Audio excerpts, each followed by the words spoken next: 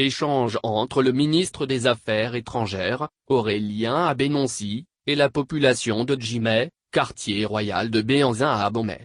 C'était samedi 26 juin dernier en présence de notables, reines, princes, princesses et autres jeunes de cette cité historique.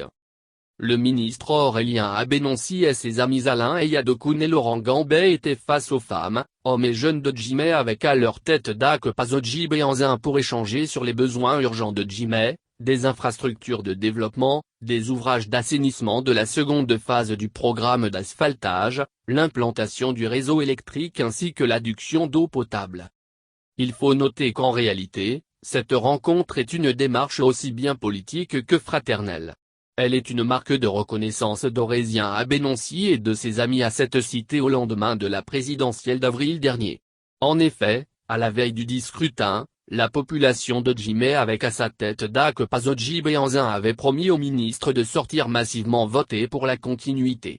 Ce qu'elle a effectivement fait avec un score de 98% pour le duo Talon-Talata. Une promesse tenue que le ministre Abénoncy est venu honorer. Il dit être particulièrement attaché à cette cité dont il est aussi descendant. La raison était que la période lui donne l'occasion encore de mesurer tout le sens de la parole donnée dans la cité historique.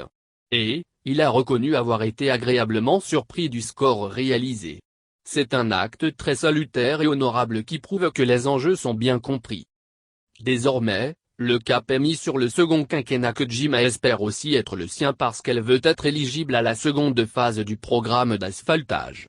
Dak Pazodji et Abel Béhanzin, porte-parole des notables et des jeunes, ont plaidé pour le développement de Djimé. Cette cité veut aussi prendre le train du développement en cours.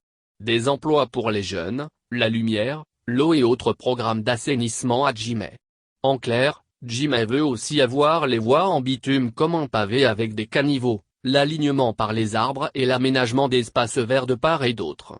L'éclairage solaire sur ces routes et l'électricité dans les maisons, ce qui nous permettra d'avoir la sécurité à Djimé quand il fera nuit, a chanté l'artiste Septime Béhanzin qui a agrémenté cette rencontre.